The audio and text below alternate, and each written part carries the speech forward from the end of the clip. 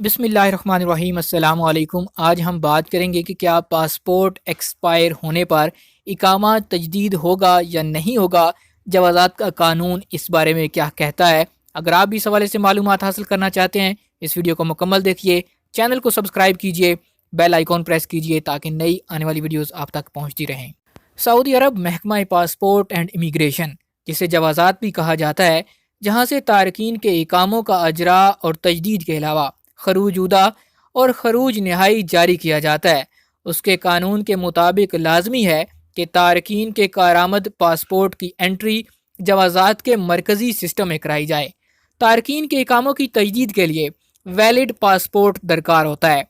Passport expire होने पर उसे तजदीद कराने के बाद नए तजदीद शुदा पासपोर्ट की एंट्री जवाज़ात के सिस्टम में एंटर कराने के अमल को नकल मालूमात कहा जाता है। इकामा की तजदीद के हवाले से सवाल पूछा गया कि इकामा की तजदीद के लिए एक्सपायर पासपोर्ट से इकामा तजदीद हो सकता है या नहीं। इस सवाल का जवाब देते हुए जवाज़ात का कहना था, इकामा की तजदीद के लिए लाजमी है कि नए पासपोर्ट की एंट्री जवाज़ात के सिस्टम में कराई जाए।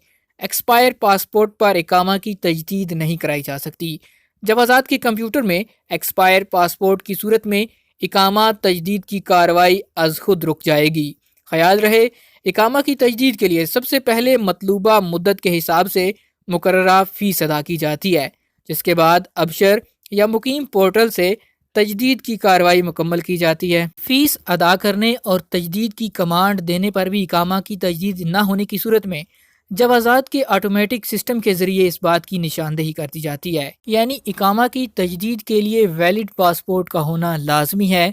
अगर आपका भी इकामा ख़त्म होने वाला है और आपका पासपोर्ट भी ख़त्म होने वाला है, तो सबसे पहले आपको अपना पासपोर्ट रिन्यू करवाना होगा। उसके बाद उसकी नकल मालूमात जवाज़ात के सिस्टम में करवानी होगी।